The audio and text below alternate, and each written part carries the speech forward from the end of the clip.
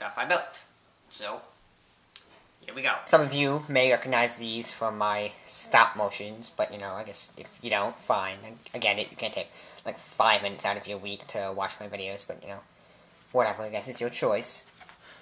But seriously, I do actually recommend you watch those. I'm gonna have links up on the screen, as you can see. Because I'm going to be referencing both of those videos, so it's best if you have seen them, so nothing's spoiled and you can understand what I'm referencing. In part 1, I released as the finale for season 1. In part 2, I released pretty much the video before the season finale of season 2. But I'm going to start with this guy. So here we have this guy, and he's kind of like he leads the main character. He's kind of like the person in what focuses the stories around.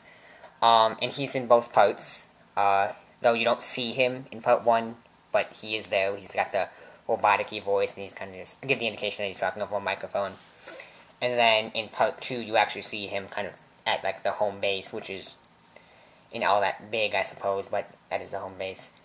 And he is actually destroyed, I guess, along with the base, which, yes, the entire base, I tried to give the indication, is destroyed. But as for the actual guy himself, he's got the gray things here, like his wheels that he moves around on, and then this green thing is his light receptor, pretty much the equivalent of eyes.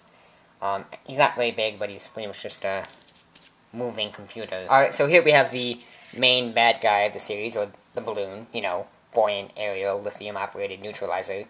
And as I'm sure you guessed, yes, I purposely made it so that acronym was balloon. And you first see him in part 1, when he comes out of the grate, where the main character is at the factory that's mass-producing identical models of this. And then he shuts it down, and then this guy comes up out of the grate and shoots his arm off, and the arm does have to be replaced. And yes, that is actually the only factory that's producing them. I know it's kind of easy to break into, and it's strange they only have one factory, but nevertheless, that's the case. So no more of these are being produced, but there are still more that are stored. And then you see him next in part 2 when he completely destroys, although you don't actually see it, but he completely destroys the main character's home base. So that's now gone. And he does get out of there, scared away by the Whalecow, which I'll get to next. But as for the guy himself, here we have the light receptors, or again, pretty much the eyes. Here is his gun, here, that shoots plasma bolts, and then his antenna. And then here we have a chain, because, balloons have strings. So I guess the chain could be used for, like, strangling people, because it is a weapon. Alright, so now here we have the Whalecow, which you only see in part 2, when this was the prototype of the Whalecow project to destroy the balloons, specifically designed for that, and this is the only one. And I called it a Whalecow because, well, I come up with a creature, so I designed it to look kind of like a Whalecow. Like, this looks like a whale of sorts, and its legs are kind of cow-like, I suppose. And then, because, it needs weapons, it's got weapons. It's got, like, a machine gun here, and then a missile launcher here.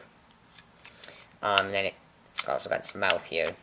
So it's pretty much just this, cybernetic, because it is alive, biological, but cybernetic killing machine that's fairly large, because a human only gets up to about here on it.